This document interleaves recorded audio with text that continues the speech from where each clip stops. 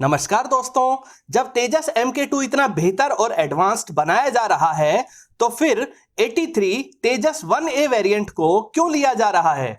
क्या भारत का MiG-29 पाकिस्तान के JF-17 के ब्लॉक 3 वेरिएंट को हरा सकता है? क्या हमें INS विक्रांत के ऊपर बेहद कामयाब आयरन डोम एयर डिफेंस सिस्टम लगाना चाहिए या नहीं? क्या क्वाड ग्रुप में चाइना के दुश्मन ताइवान को भी शामिल करना चाहिए?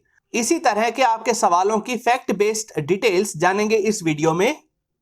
नमस्कार दोस्तों, मेरा नाम है अमित और मैं स्वागत करता हूं आपका अमित अपडेट्स चैनल पर। तो चलिए दोस्तों शुरू करते हैं।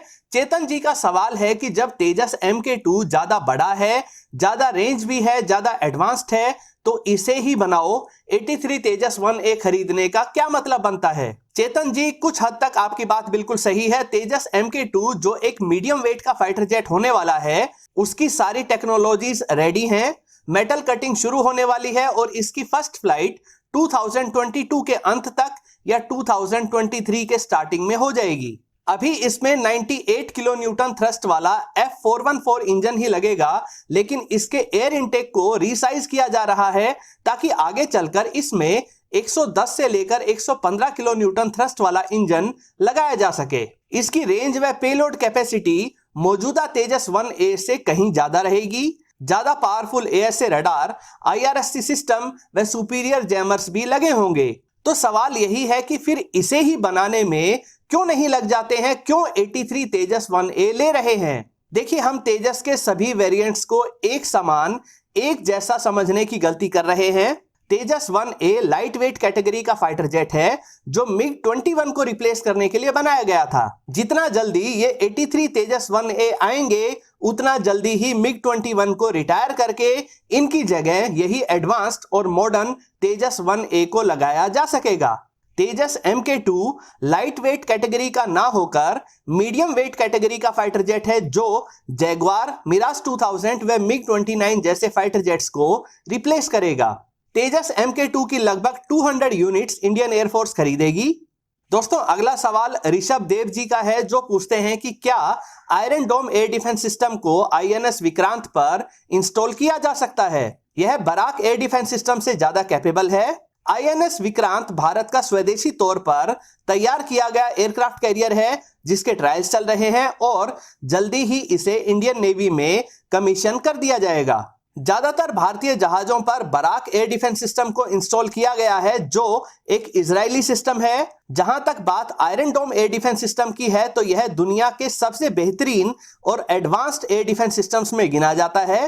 भारत इसे आसानी से इजराइल से खरीद भी सकता है, लेकिन इसकी कुछ लिमिटेशंस हैं जिसके कारण इसे INS विक्रांत पर नहीं लगाया जाएगा। आयरन डोम एक शॉर्ट रेंज का एयर डिफेंस सिस्टम है जो 4 किलोमीटर से लेकर 70 किलोमीटर तक किसी भी प्रोजेक्टाइल को रोक सकता है, फिर चाहे वह टैंक से फायर्ड शेल हो या गाइडेड या अनगाइडेड रॉकेट्स हो।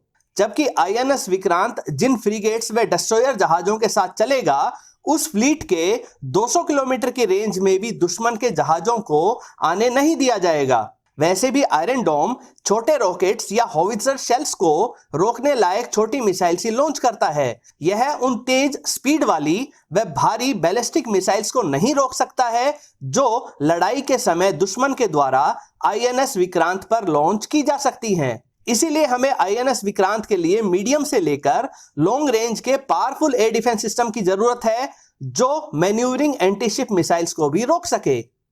दोस्तों, अजीत कुमार जी का सवाल है कि क्या MiG-29 पाकिस्तानी JF-17 को काउंटर कर सकता है? MiG-29 और JF-17 दोनों का डिजाइन रशिया से ही शुरू हुआ था। मौजूदा JF-17 के डिजाइन को बाद में चाइना को दे दिया गया। JF-17 का ब्लॉक 1 आया, फिर कुछ इंप्रूवमेंट्स के साथ ब्लॉक 2 आया और अब लेटेस्ट ब्लॉक 3 वेरिएंट भी तैयार हो चुका है। वहीं दूसरी तरफ भारत अपने MiG-29 को UPG स्टैंडर्ड में अपग्रेड कर चुका है। इसीलिए हम भारतीय MiG-29 UPG का कंपैरिजन JF-17 के ब्लॉक 3 वेरिएंट के साथ करके देखते हैं। MiG-29 मुख्य रूप से एयर सुपीरियरिटी के लिए खरीदा गया था, जबकि JF-17 multi role fighter jet है। हालांकि MiG-29 का UPG अपग्रेड हो जाने के बाद अब यह भी एक मल्टी रोल फाइटर जेट बन चुका है। जहां मिग 29 में RD-33 इंजन लगे हुए हैं जो 81 किलो न्यूटन की थ्रस्ट जनरेट करते हैं, यानी कि कुल मिलाकर दो इंजन की थ्रस्ट 162 किलो न्यूटन है। वहीं RD-33 का ही एक और वेरिएंट RD-93MA जो 92 से 95 किलो न्यूटन की थ्रस्ट जनरेट करता है, इसे JF-17 के ब्लॉक 3 वेरिएंट में लगाया गया है। अब बात करते हैं स्पीड की। जाहिर सी बात है कि दो इंजन और ज्यादा थ्रस्ट का फायदा मिग 29 UPG को मिल रहा है। इसकी maximum speed 2400 kilometre per hour है, जबकि JF-17 1900 किलोमीटर पर आवर की स्पीड से ही उड़ सकता है।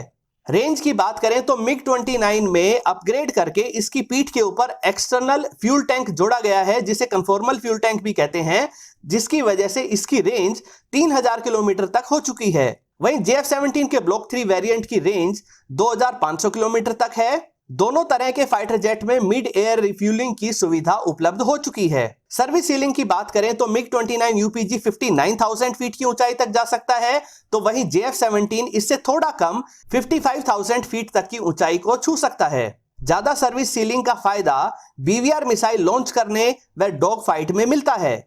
रेट ऑफ क्लाइंब की बात करें तो जहां मिग 29 UPG 330 मीटर पर सेकंड की स्पीड से ऊंचाई तक जाता है, तो वहीं JF-17 300 मीटर पर सेकंड की स्पीड से ही जा पाता है। बात करें थ्रस्ट टू वेट रेशो की तो मिग 29 का थ्रस्ट टू वेट रेशो 1:09 है, जबकि JF-17 का 0.95 है। कौन सा फाइटर जेट ज्यादा मैन्यूवरिंग है, यह इस बात पर डिपेंड करता है कि यह कितने G लिमिट के मैन्यूवर्स कर सकता है।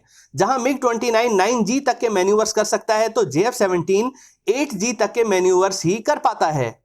अगर पेलोड कैपेसिटी की बात करें, यानी कि कौन सा फाइटर जेट ज्यादा मिसाइल्स ले जा सकता है, तो वहां भी मिग 29 अपने दो इंजन्स की वजह से 4500 किलोग्राम की मिसाइल्स को ले जा सकता है, जबकि JF-17 3800 किलोग्राम की ही मिसाइल्स को ले जा सकता है। दोनों में ही हेलमेट माउंटेड डिस्प्ले लगा हुआ है। रडार की रेंज की बात करें तो मिग 29 UPG में जूक ASA रडार लगा है, जिसकी मैक्सिमम रेंज 200 किलोमीटर तक है, लेकिन 5 मीटर स्क्वायर के फाइटर जेट साइज के टारगेट की रेंज 140 किलोमीटर तक ही है।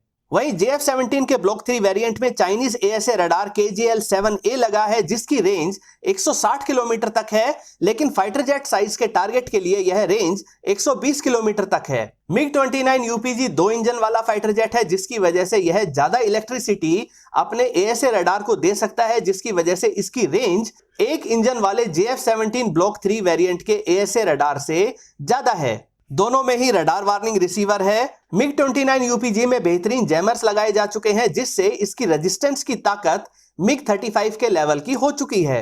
अगर वास्तव में ये दोनों फाइटर जेट यानी मिग 29 UPG और JF-17 ब्लॉक 3 वेरिएंट आमने सामने आ जाएं, तो किसका पलड़ा भारी रहेगा? अगर BVR रेंज की बात करें, यानी कि 60 किलोमीटर से 100 किलोमीटर की रेंज में, तो वहां पर मिग 29 UPG JF-17 को 140 किलोमीटर दूर से ही डिटेक्ट कर लेगा और पहले अपनी R-77 मिसाइल को लॉन्च कर सकेगा, जबकि JF-17 ब्लॉक 3 वेरिएंट अपने इंजन की कम पावर की वजह से 120 किलोमीटर की रेंज से ही मिग 29 UPG को ट्रैक कर पाएगा। उसके बाद यह अपनी PL-12 मिसाइल को लॉन्च कर सकेगा, जिसकी रेंज भी 100 किलोमीटर है। जो फाइटर जेट पहले दुश्मन के फाइटर जेट को डिटेक्ट करेगा और पहले मिसाइल लॉन्च करेगा, वही एडवांटेज में रहेगा। यानी BVR सिनेरियो में MiG 29 UPG clear cut advantage में है। अगर भविष्य की मिसाइल्स की बात करें तो JF-17 के ब्लॉक 3 वेरिएंट में PL-15 मिसाइल भी लगने वाली है, जिसकी रेंज 160 से लेकर 180 किलोमीटर तक है। हालांकि कम पावरफुल रडार होने की वजह से इसकी पूरी रेंज का फायदा JF-17 को नहीं मिलेगा। वहीं मिग 29 UPG में 120 किलोमीटर की रेंज वाली स्वदेशी अस्त्रा 1 व 160 से 180 किलोमीटर रेंज वाली अस्त्रा 2 मिसाइल भी लगने वाली है।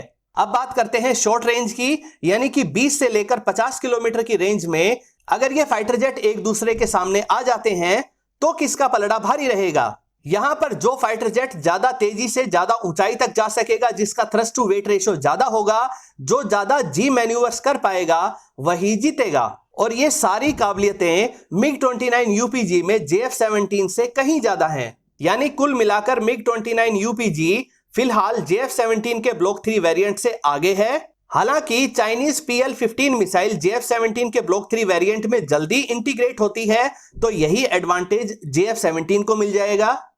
गौरव जी का सवाल है कि क्या क्वाड ग्रुप में ताइवान को शामिल कर सकते हैं? ताइवान का स्टेटस थोड़ा कॉम्प्लिकेटेड है। चाइना इसे एक इंडिपेंडेंट देश घोषित नहीं होने देता है। इसकी एक बड़ी वजह यह है कि चाइना को यूनाइटेड नेशंस में वीटो राइट्स मिले हुए हैं, इसीलिए चाइना हर उस ऑर्गेनाइजेशन या एग्रीमेंट को रुकवा देता है जिसे ताइवान ज्वाइन करना चाहता है। इसी दबंगई के कारण ताइवान के पासपोर्ट पर रिपब्लिक ऑफ चाइना ही लिखा जाता है। वहीं दूसरी तरफ क्वेड ग्रुप, जिसमें भारत, अमेरिका, जापान और ऑस्ट्रेलिया शामिल हैं, इसे बनाया ही गया है चाइना को रोकने के लिए। ऐसे में एक ऐसे देश को कैसे शामिल करेंगे जो ऑफिशियली चाइना का ही हिस्सा मानने को मजबूर किया जाता रहा है। जहां तक अनऑफिशियली सपोर्ट करने की बात है तो अमेरिका ताइवान को ताकतवर बनवाने के लिए F-16 के लेटेस्ट वेरिएंट और पैट्रियोट एयर डिफेंस सिस्टम जैसी मिसाइल्स दे रहा है। साफ शब्दों में कहें तो जब तक चाइना के पास यूनाइटेड नेशंस में वीटो राइट्स हैं, तब तक ताइवान को क्वेड में शामिल नहीं किया जा सकता है। दोस्तों, ये थे आपके कुछ सवाल जिनके सटीक फैक्ट बेस्ड जवाब तलाशने के लिए मैंने जितना हो सका उतनी रिसर्च की। उम्मीद करता हूं आपको ये वीडियो पसंद आई होगी। अगर ये वीडियो आपको अच्छी लगे तो इसे लाइक करें, दोस्तों के साथ शेयर करें और चैनल को सब्सक्राइब करना ना भूलें। नमस्कार।